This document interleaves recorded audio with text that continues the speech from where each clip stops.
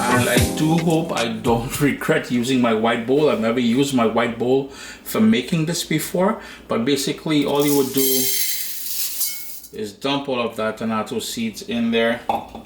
Just gonna give it a little mixy mix so you can see.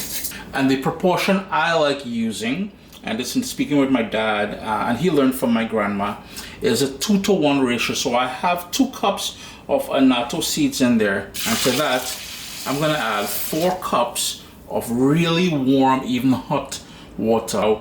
The first ratio was 2-to-1, so 2 cups of the annatto seeds, 4 cups of water. I have 4 cups of water in there, so I'm gonna put 4 tablespoons. 1, 2, 3, 4.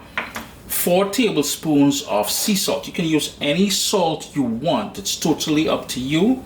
But bear in mind, when you are cooking, when you are using the Roucou or Roucou, keep in mind there is salt in there.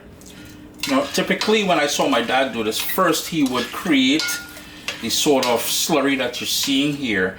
He would rub the seeds together, get all the color out of it, get all that flavor out of it, strain it, then put it up to boil. Bring it up to a boil after you strain it and add the salt in there. I like doing things a little bit differently because I find by adding the salt here, it works as an abrasive. And I'm not going to boil this. It's going to work as an abrasive to help get all that color off the seeds there. So I'm going to go in with my hands now and do that. And the salt, you know, some people add a lot more salt. Some people cut back on the amount of salt they add. But the salt is the sort of natural preservative for this. All you would do is after you go through the process here and then you strain it, and that would remain bottled in the fridge there for quite some time. I'm talking months on end. There you go. Give it a little rubby rub. And notice that brilliant color that we're getting there. All that's left basically to do now is after we've worked this, and notice my hands are getting red, thus my recommendation for wearing gloves earlier there. I'm not afraid of soap and water, so gloves, take a back seat. Anyhow, we don't want you to mess up that nice manicure that you got done, alright? So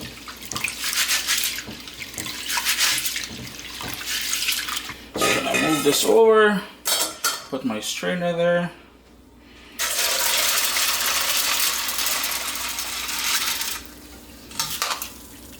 I'm going to hit it to double strain, yeah?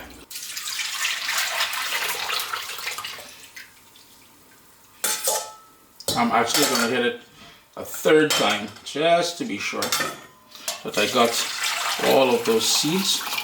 And voila, we're pretty much done. Yeah, it's a bit messy. All you would do now is strain it, well, not strain it, but funnel it into bottles. And just so that I don't make too much of a mess, I can be messy, I'm just using that measuring cup, my funnel, and I'm just filling up the bottle. Sup, soldiers?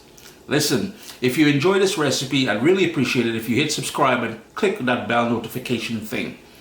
If you've made the recipe, take a picture and send it to me, email address down here. I mean, trying to tell people the email address, them butts will take the address and do all kind of thing with it. And tag me on Instagram at Caribbean Pot. I really appreciate you guys, and thanks for being in my kitchen with me today. Irie. Chris here, CaribbeanPot.com. Always a pleasure having you all here in the kitchen with me. Roucou or Roucou, a classic ingredient to enhance your stews and stuff like that. Irie.